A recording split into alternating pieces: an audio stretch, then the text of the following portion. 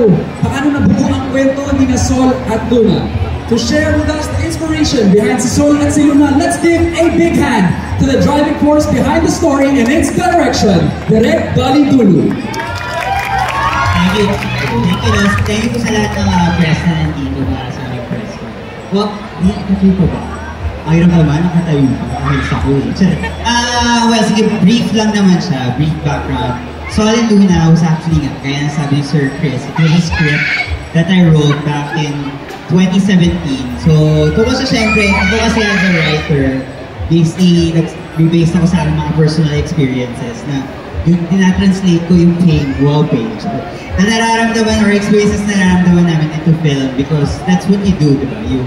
You translate things, art reflects life. So, yun yung basically yung kwento. And gusto ko lang talagang nung time na yun, i-process yung kung paano ma-in love ang isang 30-year-old person sa somebody who is younger, who is 18 years old. So, nung time na yun, hindi siya May December love affair, pero parang siya May September, ganyan. Pero yung difference kasi ng 10 taon or 12 years, ang laki na ng difference nung namulat sa'yo.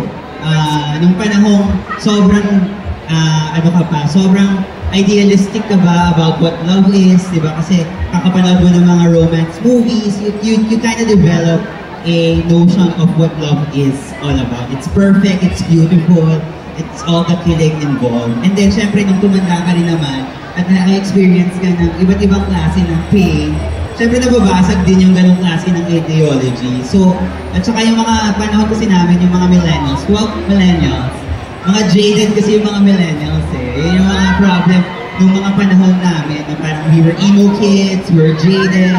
So, yung feeling of being in love, parang siyang ang hirap niyang kapitan. So, gusto kong balikan yung sarili ko when I was so optimistic about love. At yan nabuo yung conflict ni Sol at si Luna. Doon din nabuo basically yung kwento noong 2017. Pero ngayon na 2025 na siya, at naging series na siya, parang ganun pa rin naman. I think generally safe pa rin naman yung nararamdaman ng mga tao. So, yun yung excited ako i-share. Thank you. Thank you, Direk Dali. Sobrang exciting. No? I'm really excited to see love in all its perfections and imperfections na ipipresenta ni Direk Dali at makikita natin sa Pure Gold Channel. So thank you so much, Direk Dali.